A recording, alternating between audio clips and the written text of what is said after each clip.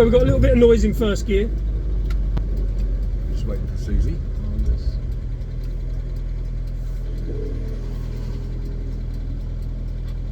So do you ever regret not buying, I don't know, a Ford Cortina? I guess they were around the same price. Yeah, I mean, in a way, but then if I don't plan to sell it, but yeah, I think I probably, with hindsight, I probably wouldn't buy this car today. But you know, but I'm glad I did because I like the car and it's good fun to drive. And certainly it's rarer than a Cortina. Oh, absolutely, yeah. There was actually, when I was 15, I had an uncle who had a Cortina 1600E he'd owned from new. But I think by then it was getting a bit crispy, and unfortunately he sold it before I was old enough to drive. So that would have been a good car. But no, I've always liked this. I just like having something completely different, to be honest. So it's good fun to drive. It's still quite nippy. And it's one of those, I don't know about you, but it's a car that makes people smile. It does, yeah, you get great reactions. If you're ever in a hurry, it's difficult sometimes because people just want to come up and chat about it. Yeah.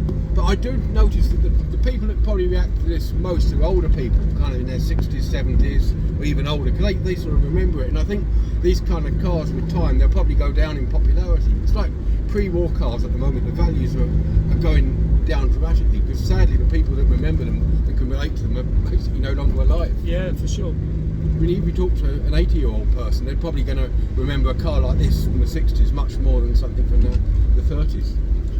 I know I've got a Morris Minor Traveller, and I don't know if it's the same experience with this because the Minors were that much more popular.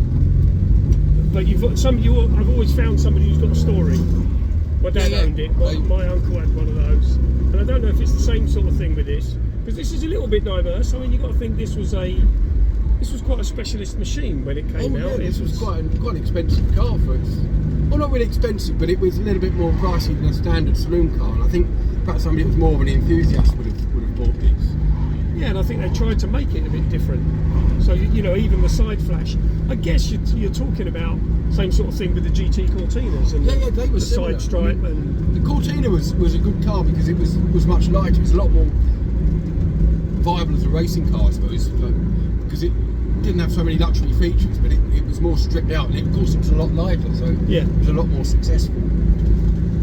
So where would you put this as a modern day vehicle then?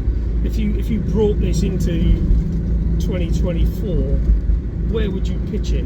I suppose, if you asked me 20 years ago, I'd have said a Cavalier SRI or something like that, but of course nowadays sort of mainstream upmarket cars don't really exist. I mean, there's no kind of premium attached. I guess it'd probably be like an Audi A4 or BMW 3 Series, that sort of car. Yeah, I get that. And I think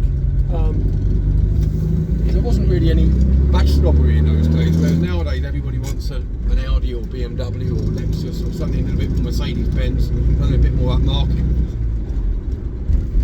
Certainly the suspension is amazing on this car. It's quite smooth. It's not a Citroen, but it's the smooth out the bumps you bumps. just don't notice. It's amazing. Oh, it's quite comfortable. I've got a Lexus GS hybrid as well, modern one, and I reckon this is smoother over the bumps. Yeah, Smooth absolutely. I can believe that.